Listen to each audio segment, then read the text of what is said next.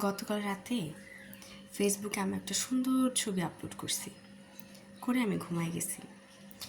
সুন্দর মতো কিছুক্ষণ আগে আমি ঘুম থেকে উঠে দেখি বাসায় একটু কথা কাটাকাটি চলছে। আমি বোঝার চেষ্টা করলাম এবং চোখ ডলতে ডলতে গেলাম, গিয়ে শুনি নাইমা একটি বেয়াদব, নষ্ট হয়ে গেছে, ফেসবুকে কী সমস্ত ছবি দেয়। আমার টপ করে আকাশ থেকে পড়ার মতো অবস্থা। ঘুম ঘুম চোখে কিছু বুঝে ওঠার আগেই জিজ্ঞেস করবো সেই সাহস আমি পাচ্ছিলাম না। অপরাধ বোঝার চেষ্টা করছিলাম। ছোটো ভাইকে পাশে নিয়ে জিজ্ঞেস করলাম, কি হয়েছে? সে আমাকে উত্তর দিল, তুমি সম্ভবত গতকাল একটি ছবি আপলোড করেছ, যাহা আমাদের একজন হুজুরাত্মীয় দেখেছে এবং আম্মাকে কল করে বলেছে তোমার ছোট মেয়ে একটি বেয়াদব। যখন এই কথা শুনেছি আমার ভেতরের শয়তান জাগ্রত হয়েছে এবং ওই হুজুরের সন্তানের অনেক কাহিনী আমার জানা ছিল প্রমাণ সহ। সুরসুর করে ফোনটা হাতে নিলাম,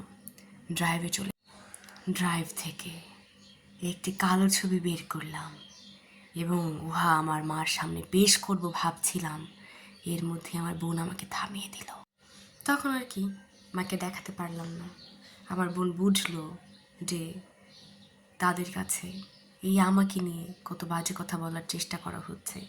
পরক্ষণে দৌড়ে গেল মায়ের কাছে এবং আমার মাকে সে শান্ত করার চেষ্টা করলো, কিন্তু আমার নাদান মা শান্ত হওয়ার নামই নিচ্ছে না।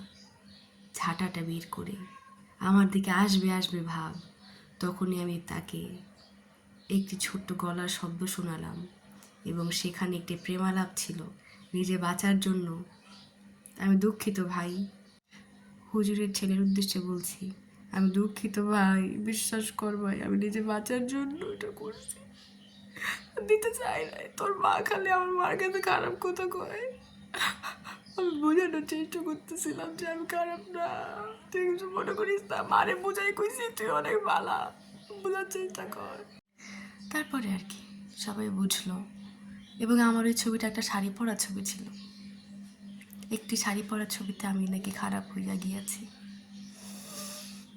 এবং আমার মা বললো, তুমি আর এরকম ছবি দিও না, তোমার শাড়ি পরা ছবিতেও তাদের কাছ থেকে আমাকে কথা শুনতে হয় এবং তারা বলে মেয়েকে বিয়ে দিচ্ছ না, এরকম তো হবেই। আজকে একটি বিয়ে দিলে জামাইয়ের সাথে ছবি আপলোড দিলে সমস্যা হতো না, বিবাহ উপযুক্ত মেয়ে একা একা কেন ছবি দিবে, এই অধিকার তাকে কে দিয়েছে? এবং তখন আমি বুঝলাম আমার স্বাধীনতা কোথাও নেই, বিবাহের পরেও হবে না, আগেও নেই।